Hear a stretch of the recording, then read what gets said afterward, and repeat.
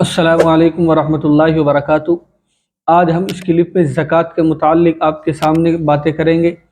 زکوٰۃ اسلام کا ایک اہم رکن ہے، تو آپ ہماری اس کلپ کو بالکل بھی کٹ مت کیجیے۔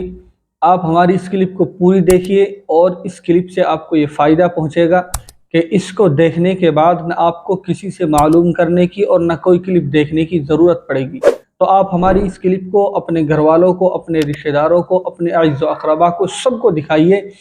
چنانچہ زکوٰۃ کے متعلق میں آپ کو بتا دوں کہ زکوٰۃ اسلام کا اہم رکن ہے اور اسلام کی بنیاد 5 چیزوں پر ہے، ان میں سے زکوٰۃ بھی ہے۔ زکوٰۃ یہ مسلمان پر فرض ہے اور مسلمان میں سے اس شخص پر فرض ہے جو صاحب نصاب ہے، یعنی صاحب نصاب جو شریعت کی نظر میں مالدار ہے۔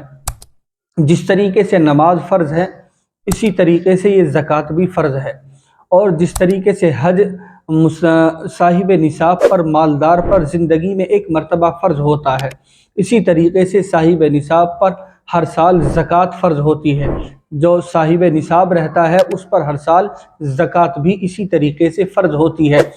اب صاحب نصاب کس کو کہا جاتا ہے؟ جب میں آپ کو صاحب نصاب کے الفاظ بتاؤں تو آپ فوراً سمجھ جانا کہ صاحب نصاب کا مطلب ہوتا ہے جو شریعت کی نظر میں مالدار ہے، جس کو شریعت کی نظر میں مالدار کہا، ہماری نظر میں نہیں۔ ہمارا تو یہ معمول ہوتا ہے کہ ہم ہمیشہ اپنے سے اوپر کو دیکھتے ہیں۔ بائک والا ہے تو کار والے کی طرف نظر ہے، اور کار والا ہے تو وہ بلڈنگ والے کی طرف کو نظر کرتا ہے، اور بلڈنگ والا ہے تو وہ محلوں کی طرف کو نظر کرتا ہے، اور کروڑوں کا مالک ہے تو وہ سمجھتا ہے کہ میں اور اس سے بڑا کروڑ پتی بن جاؤں۔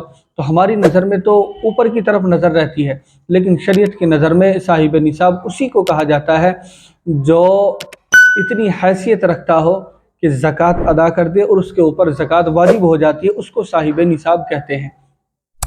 اب ہم لوگ جو ہیں زکوٰۃ کے معاملے میں بڑی کوتاہی کرتے ہیں۔ ایک کوتاہی تو یہ کرتے ہیں کہ اپنے مالوں کا مکمل حساب نہیں لگاتے۔ اپنے مالوں کا مکمل حساب لگا کر تب ہمیں زکوٰۃ دینی چاہیے اور پوری زکوٰۃ دینی چاہیے۔ اور زکوٰۃ کے معاملے میں ہمیں یہ نہیں سوچنا چاہیے کہ ہم زکوٰۃ دیں گے ہمارا مال گھٹ جائے گا۔ یاد رکھنا، مال گھٹتا نہیں بلکہ آپ کا مال پاکیزہ بن جاتا ہے۔ زکوٰۃ کو نکالنے کے بعد آپ کا مال ہر بلا سے محفوظ ہو جاتا ہے۔ تو کبھی ذہن میں آپ کے یہ بات نہیں آنی چاہیے۔ اور اللہ تبارک و تعالیٰ نے آپ کو دولت سے نوازا ہے، اللہ تبارک و تعالیٰ نے آپ کو صاحب نصاب بنا دیا ہے، تو چنانچہ جو حق ہے اس حق کو ادا کیا جائے۔ زکوٰۃ کے نکالنے میں ہم کوتاہی نہ کریں، ہم مکمل اپنے مال کا حساب بھی لگائیں اور مکمل زکوٰۃ بھی نکالیں۔ حضور اکرم صلی اللہ علیہ وسلم کے پاس ایک خاتون آتی ہے، ایک عورت آئی۔ آپ صلی اللہ علیہ وسلم نے دیکھا کہ اس عورت نے سونے کے 2 کنگن پہن رکھے ہیں۔ آپ صلی اللہ علیہ وسلم نے اس عورت سے فرمایا کہ کیا تو نے ان دونوں سونے کے کنگنوں کی زکوٰۃ ادا کر دی؟ تو اس عورت نے کہا کہ حضور اکرم صلی اللہ علیہ وسلم میں نے اس کی زکوٰۃ نہیں دی۔ تو آپ صلی اللہ علیہ وسلم نے فرمایا کہ کیا تم یہ چاہتی ہو کہ تمہیں ان کے بدلے میں، ان کنگنوں کے بدلے میں آگ کے کنگن پہنائے جائے؟ کیا تمہیں آگ کے کنگن اس کے بدلے میں پہنائے جائیں؟ کیا آپ کو یہ گوارا ہے؟ اس خاتون نے جواب دیا کہ نہ رسول اللہ صلی اللہ علیہ وسلم، میں یہ نہیں چاہتی۔ تو آپ نے فرمایا کہ آپ ان کی زکوٰۃ ادا کیا کرو۔ تو چنانچہ اس عورت نے جواب دیا کہ رسول اللہ صلی اللہ علیہ وسلم میں ضرور زکوٰۃ ادا کیا کروں گی۔ اور اس کے علاوہ بھی بہت ساری وعیدیں ہیں کہ جو شخص اپنے مالوں کی زکوٰۃ ادا نہیں کرے گا، قیامت اس کے مال کو جو ہے ایک ڈراؤنا سانپ بنا کر اس کو ڈسا جائے گا۔ اور اگر کوئی جو ہے اپنے زیور کی زکوٰۃ ادا نہیں کرتا تو اس کو بھی قیامت کے دن اس سے تپا کر جہنم کی آگ میں دگا کر اس سے سزا دی جائے گی۔ تو چنانچہ بہت ساری وعیدیں ہیں زکوٰۃ نہ دینے والے کو، لیکن ہم اپنے مالوں کی زکوٰۃ ادا کریں۔ اب چنانچہ زکوٰۃ کن چیزوں پر ہوتی ہے؟ 4 چیزوں پر زکوٰۃ ہوتی ہے۔ پہلے نمبر پر سونا۔ آپ کے پاس سونا ہے، وہ زیور کی شکل میں ہے یا اسی طریقے سے ڈلی کی شکل میں ہے، یا آپ سونا فروخت کرتے ہیں یعنی آپ بیچنے والے ہیں، تو جس شکل میں بھی آپ کے پاس سونا ہے تو یہ بھی زکوٰۃ کے لیے ہے۔ اور اسی طریقے سے دوسرے نمبر پر چاندی ہے، اگر آپ کے پاس چاندی ہے تو اس پر بھی زکوٰۃ بنے گی۔ اور اسی طریقے سے کیش اماؤنٹ ہے، یعنی آپ کے پاس بیلنس پیسے ہیں، کیش ہیں، تو اس کا بھی حساب زکوٰۃ میں لگایا جائے گا۔ اور چوتھے نمبر پر بزنس، یعنی آپ نے جو ہے تجارت میں پیسہ لگا رکھا ہے، آپ نے بزنس کر رکھی ہے، تو اس کا بھی زکوٰۃ میں حساب لگایا جائے گا۔ ان چاروں چیزوں کی قیمت کو دیکھا جائے گا کہ مثلا آپ کے پاس سونا بھی ہے، آپ کے پاس چاندی بھی ہے، آپ کے پاس کیش اماؤنٹ بھی ہے، آپ کے پاس تجارت میں بھی ہے۔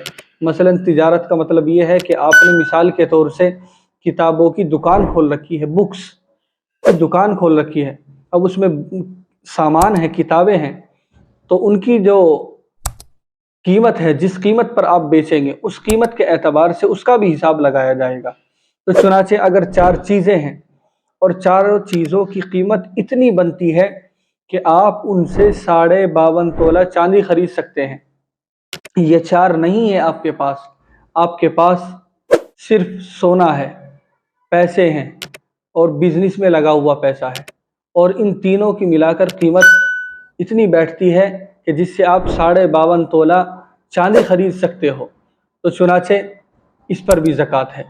اور اگر آپ کے پاس 3 نہیں ہیں، صرف 2 چیزیں ہیں، نہ سونا ہے نہ چاندی ہے، صرف کیش اماؤنٹ ہے، تو چنانچہ کیش یعنی پیسوں کا بھی حساب لگایا جائے گا۔ اگر وہ پیسے اتنے بیٹھتے ہیں کہ جس سے 52.5 تولہ چاندی آپ خرید سکتے ہیں، تو اس پر بھی زکوٰۃ ہے۔ اور یہ آپ کے پاس تینوں میں سے کچھ بھی نہیں ہے، نہ سونا ہے نہ چاندی ہے نہ کیش اماؤنٹ ہے، یعنی پیسے بھی نہیں ہیں، لیکن آپ نے اپنا بیلنس، اپنا کیش، اپنے پیسے تجارت میں لگا رکھے ہیں، تو تجارت میں جو لگا رکھے ہیں، اس تجارت کا جو سامان ہے اس کی قیمت لگائی جائے گی، جو موجودہ جس قیمت سے آپ اس کو فروخت کریں گے اس کی قیمت لگا کر پھر دیکھا جائے گا کہ کیا اس کی اتنی قیمت ہے کہ جس سے 52.5 تولہ چاندی خرید لے، تو پھر اس پر بھی زکوٰۃ ہوگی۔ تو چنانچہ آپ نے سنا ہوگا کہ زکوٰۃ 1 سال میں فرض ہوتی ہے، یعنی اس کا مطلب کیا ہے کہ اس کا مطلب یہ ہے کہ جو مال ہے اس پر 1 سال گزر جائے، اور جب 1 سال گزر جاتا ہے تو پھر اس کے اوپر زکوٰۃ فرض ہو جاتی ہے۔ میں ہر مسئلے کو آپ کو ایک صحیح طریقے سے سمجھانے کی کوشش کر رہا ہوں، اور مجھے امید ہے کہ یہاں تک باتیں آپ کی سمجھ میں بھی آ گئی ہوگی۔ میں ہر چیز کو ایک اس انداز سے سمجھانے کی کوشش کر رہا ہوں تاکہ آسانی سے سمجھ میں آ جائے۔ تو میں آپ کو بتا دوں، اگر کوئی صاحب نصاب بن جاتا ہے جس کے اوپر زکوٰۃ فرض ہو جاتی ہے، اب اسے دینا کتنا ہے، تو اس کو 2.5% کے حساب سے دینا ہے۔ مثلا 100 روپے پہ 2.5 روپے، اور 2.500 روپے، 1 لاکھ روپے پر 2.500 روپے۔ تو ہم جو سنتے ہیں کہ زکوٰۃ 1 سال میں فرض ہوتی ہے، تو سب سے پہلے تو یہ کہ ہمیں اپنے مال کا حساب تاریخ کے اعتبار سے لگانا ہے، یعنی اور تاریخ بھی چاند کی۔ مثال کے طور سے ہم صاحب نصاب بنے 1 محرم میں، 1 محرم میں ہم صاحب نصاب بن گئے۔ اب 1 محرم کے اعتبار سے ہم انگریزی بھی تاریخ لکھ سکتے ہیں، لیکن چاند کا اعتبار ہوتا ہے، زکوٰۃ میں چاند کا اعتبار کیا جائے گا۔ آپ اس تاریخ کو نوٹ کر لیں، اور جب اگلا محرم آئے، یعنی 1 محرم آئے اور پورا سال گزر جائے اور آپ کے پاس یہ چیزیں موجود ہیں، سونا، چاندی، کیش یا بزنس میں لگا ہوا پیسہ یا کچھ بھی، یہ اتنے پیسے آپ کے پاس موجود ہیں کہ جس سے آپ 52.5 تولہ چاندی خرید سکتے ہیں، تو آپ کے اوپر زکوٰۃ ہے۔ اب اس زکوٰۃ میں بھی، ان پیسوں میں بھی آپ کو یہ دیکھنا ہے کہ آپ کے اوپر کوئی قرض تو نہیں ہے۔ مثلا آپ کے پیسے بزنس میں بھی لگے ہوئے ہیں، اور آپ کے پاس سونا، چاندی اور کیش بھی ہے، آپ کے پاس مثال کے طور سے 5 لاکھ روپے ہیں، اور ان میں سے آپ کو کچھ دینے بھی ہیں، یعنی کسی کا قرض بھی دینا ہے، اور کوئی بجلی کا بل ہے وہ بھی دینا ہے، گھر کی ضرورت کا کوئی معاملہ اس میں بھی دینے ہیں۔ تو مثلا آپ نے جو پیسے 5 لاکھ ہیں، ان میں سے سب کچھ اپنا تقاضا پورا کر کے اس میں بچے ہیں 2 لاکھ روپے، تو اب 2 لاکھ کی آپ کو زکوٰۃ دینی ہے۔ یعنی جو بیلنس آپ کے پاس موجود ہے، آپ کے پاس جو بیلنس موجود رہے گا اس میں آپ پر پھر کوئی قرض نہیں ہونا چاہیے۔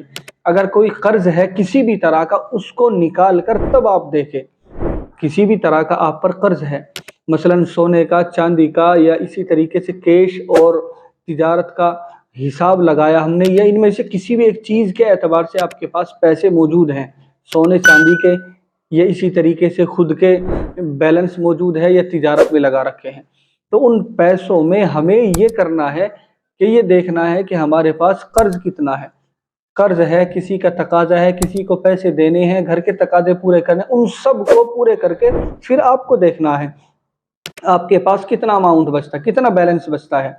جو آپ کے پاس بچے گا اس پر پھر زکوٰۃ ہوگی، اس کا پھر آپ کو 2.5% کے اعتبار سے زکوٰۃ نکالنی ہوگی۔ اور یہ زکوٰۃ جو ہے، یہ زکوٰۃ ہم غریبوں کو دیں گے جو صاحب نصاب نہیں ہیں۔ تو آپ نے تمام اپنے پیسوں کا حساب لگا لیا اور آپ پر کوئی قرض نہیں ہے، الحمدللہ آپ کے پاس سب چیزیں موجود ہیں۔ یہ ایک بھی چیز ہے، کوئی سی بھی ایک بھی چیز ہے تو آپ پر کوئی قرض نہیں ہے، تو آپ اس کا حساب لگا لیں۔ اگر اس کی قیمت اتنی بیٹھتی ہے کہ آپ 52.5 تولہ چاندی خرید سکتے ہیں تو آپ صاحب نصاب بن جاتے ہیں۔ اور اگر آپ کے پاس جو بیلنس ہے وہ اتنا نہیں پہنچتا ہے، وہ کم ہے، تو پھر آپ صاحب نصاب نہیں ہیں، آپ پر جو ہے زکوٰۃ فرض نہیں ہے۔ اور اس بات کا خیال رکھیں کہ بعض ہمارے بھائی یہ کہتے ہیں کہ مجھے معلوم ہی نہیں میں صاحب نصاب کب بنا، تو آپ اندازہ لگا لیں، اندازہ لگا لیں، خوب سوچے فکر کریں کہ میرے پاس کب پیسے آئے، کب میرے پاس سونا چاندی آیا، کب میرے پاس اتنی رقم آئی کہ جس سے میں صاحب نصاب بن گیا۔ جس تاریخ کا بھی آپ کو اندازہ فٹ بیٹھے اور آپ کا ذہن کہے وہ تاریخ آپ نوٹ کر لیں۔ مثلاً آپ کے ذہن میں آیا کہ 15 محرم کو میرے پاس اتنا بیلنس آ گیا تھا، تو وہ تاریخ آپ نوٹ کر لیں اور آپ ہمیشہ ہمیشہ اسی تاریخ کے اعتبار سے حساب لگا کر زکوٰۃ نکالیں۔ یا زیادہ تر جو ہے لوگ رمضان میں نکالتے ہیں، تو کوئی ایک تاریخ اپنے اعتبار سے متعین کر لیں، یعنی جو جس تاریخ میں آپ کے پاس مال آیا اسی کے حساب سے ہو۔ ایسا نہیں کہ آپ 2 سال آگے جائیں گے، زکوٰۃ آپ کے پاس آپ کے اوپر فرض ہو رہی ہے 2 سال پہلے سے، ایسا نہیں ہے۔ جس تاریخ کے اعتبار سے آپ کے پاس مال آیا اسی کے اندازے سے آپ تاریخ متعین کر لیں، ذہن دوڑا کر سوچ کر، پھر وہ تاریخ نوٹ کر لیں اور آپ ہمیشہ اسی تاریخ کے اعتبار سے زکوٰۃ نکالیں۔ مثلاً آپ کے پاس 10 محرم میں مال آیا تو آئندہ 10 محرم میں آپ کے اوپر زکوٰۃ فرض ہو جائے گی، اور اس میں تاخیر نہیں کرنی چاہیے، اس میں دیر نہیں کرنی چاہیے۔ جب سال مکمل ہو جائے تو اپنی زکوٰۃ ادا کریں۔ اب ایک سوال یہ پیدا ہوتا ہے کہ جی جب میں صاحب نصاب بن گیا اور میں نے زکوٰۃ بھی ادا کری 1 سال، لیکن ایسا ہوا کہ بیچ میں میرا مال گھٹتا بڑھتا رہا، کبھی پیسے 2 لاکھ ادھر چلے گئے، کبھی ادھر سے آ گئے، کبھی ادھر سے چلے گئے، بیچ میں گھٹنے بڑھنے کا کوئی اعتبار نہیں ہوگا۔ یہ دیکھا جائے گا کہ جس تاریخ میں آپ کو زکوٰۃ دینی ہے اس تاریخ میں آپ کے پاس کتنے پیسے ہیں۔ آپ کے بیچ میں مال آ رہا جا رہا، گھٹ رہا بڑھ رہا، اس کا کوئی اعتبار نہیں۔ جس تاریخ میں آپ کو زکوٰۃ دینی ہے، مثلاً 15 محرم کو، تو اس تاریخ میں آپ دیکھیں کہ آپ کے پاس کتنا بیلنس موجود ہے، اس کے اعتبار سے آپ کو زکوٰۃ دینی ہوگی۔ بیچ میں گھٹنے بڑھنے کا کوئی اعتبار نہیں کیا جائے گا، بلکہ جس دن آپ کو زکوٰۃ دینی ہے، کتنا بیلنس آپ کے پاس موجود ہے، اس کے اعتبار سے آپ کو زکوٰۃ دینی ہوگی۔ اور اگر آپ پر قرض ہے تو قرض نکالنا ہوگا، اپنا قرض نکال کر کتنی رقم آپ کے پاس بچتی ہے اس کے اعتبار سے زکوٰۃ دینی ہے۔ اور اگر قرض نہیں ہے تو پھر تمام مالوں کی آپ کو، تمام پیسوں کی، یہ جو بھی آپ کا بیلنس بیٹھتا ہے کسی بھی چیز کا حساب لگا کر، تو آپ پر زکوٰۃ ہے۔ اور میں نے بتا دیا سونے سے، چاندی سے، بزنس سے اور مال تجارت کیش اماؤنٹ سے، ان 4 چیزوں پر زکوٰۃ ہے۔ سونے پر، چاندی پر اور کیش پر یعنی پیسے،